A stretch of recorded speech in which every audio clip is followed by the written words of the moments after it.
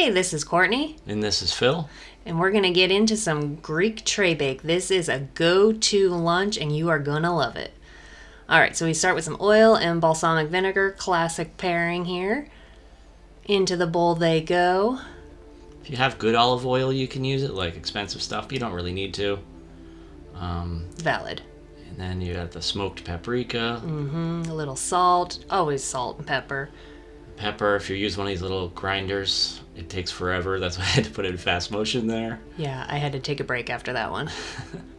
Alright, and then I had to power up to smash this garlic. There I go. This is 5 or 6 cloves, or 3, or 11. It doesn't really matter. We tend to go heavy. On the garlic. Yeah, we just love it. I mean, that looks like a ridiculous amount, but when you see the size of the tray, it'll make sense. Yeah, this is like a meal prep kind meal where you can have it for the whole week, or if you're feeding a big group of people, this is awesome. This is going to make your lunch fantasies come true. And you're squeezing out the lemon juice and kind of sifting or holding out the seeds there. Yeah, just using my hand as a little sieve. Now this is fresh thyme we had from our garden at the time. You don't need to have fresh, and it's a pain in the butt to have fresh, but tastes way better, I think, personally. Yeah.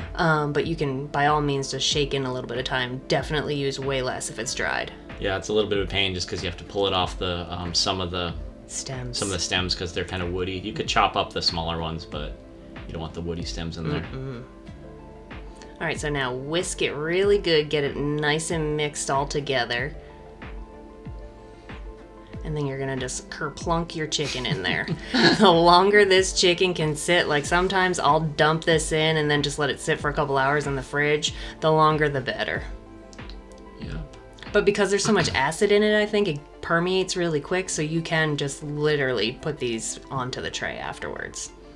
And if you have a little bit less chicken, that's totally fine. That would just be more sauce for the vegetables. All right, so now here comes the veggies. I would definitely recommend sticking with a red onion.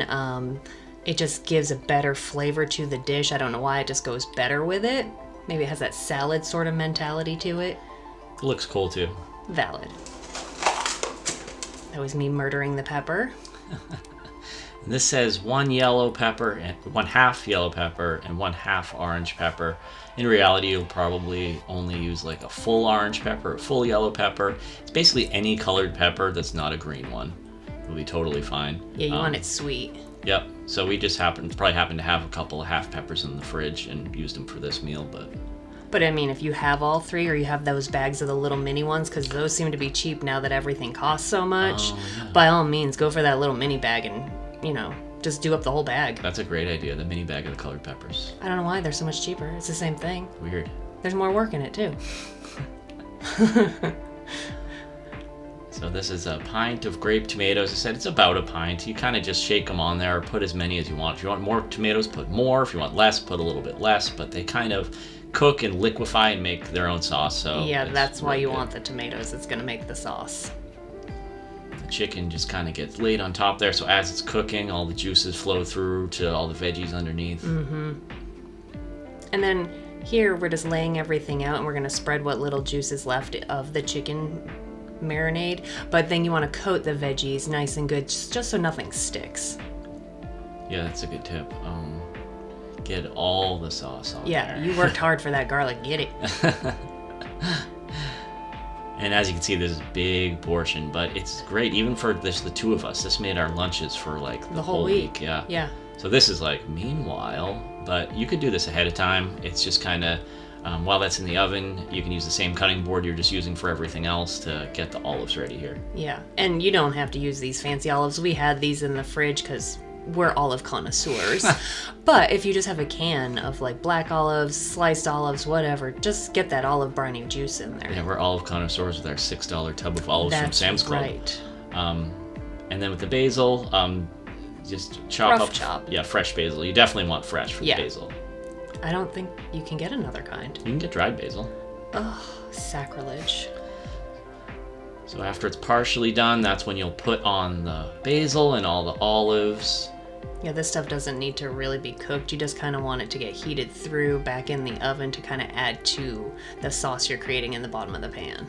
This is a brick of crumbled feta. Sometimes you get it pre-crumbled. That works too. It's just It's so much fun, though. Yeah, and we like a lot of feta. Oh, stealing. Mm-mm. How can you resist when you see all that? That's true. I'm sure that last little hunk never made it in. All right, so then it goes back in for another 15 minutes, and that's really going to finish off the tomatoes and really get you some of that juice. And if you use something like rice or like potatoes or something, you can really stretch it out for a lot of people for the whole week. So yeah, in these little trays, this is awesome. You just throw it in the microwave, makes an awesome lunch. Recommend.